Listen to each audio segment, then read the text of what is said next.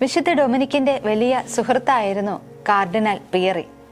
Tiber നദിയുടെ തീരത്തുള്ള saint Mary's പള്ളിയായിരുന്നു അദ്ദേഹത്തിന്റെ സ്ഥാനിക ദേവാലയം. വിശുദ്ധ ഡൊമിനിക്കിൽ നിന്നും ജപമാല ഭക്തിയെക്കുറിച്ചറിഞ്ഞ കാർഡിനൽ വലിയൊരു ജപമാല പ്രേക്ഷിതനായി മാറി. കണ്ടുമുട്ടിയവരുടെ ഇടയിലൊക്കെയും അദ്ദേഹം ജപമാല പ്രചരിപ്പിച്ചു. അനേകരെ ജപമാല ഭക്തിയിലേക്ക് കൈപിടിച്ചുയർത്തി. ഒരിക്കൽ മാർപ്പാപ്പയുടെ പ്രതിനിധിയായി സാരസന്മാർക്കിടയിൽ യുദ്ധം ചെയ്തുകൊണ്ടിരുന്ന ക്രിസ്ത്യാനികളുടെ അരികിലേക്ക് വിശുദ്ധ നാട്ടിലേക്ക് അദ്ദേഹം അയക്കപ്പെടുകയുണ്ടായി. അവിടെ ചെന്നപ്പോഴാണ് അറിഞ്ഞത് ക്രിസ്ത്യാനികൾ സൈനിക ശക്തിയിൽ വളരെ പിന്നോക്കമാണെന്ന്. എങ്കിലും ഭഗ്നാശനാകാതെ കാർഡിനൽ അവർക്ക് ജപമാല ഭക്തി പഠിപ്പിച്ചു കൊടുത്തു. ജപമാലയിലേക്ക് ചേർന്ന് നിൽക്കുവാൻ അവരെ പരിശീലിപ്പിച്ചു. അങ്ങനെ ക്രിസ്ത്യാനികൾ എല്ലാവരും ഒന്നു ചേർന്ന് ജപമാല ചൊല്ലി പ്രാർത്ഥിക്കാൻ തുടങ്ങി. ഏകദേശം 3000-ഓളം മാത്രം വരുന്ന ക്രിസ്ത്യാനികൾ 100,000-ലധികം വരുന്ന സാരസന്മാർക്കിടയിൽ യുദ്ധം ചെയ്ത് അവരെ കീഴ്പ്പെടുത്തി.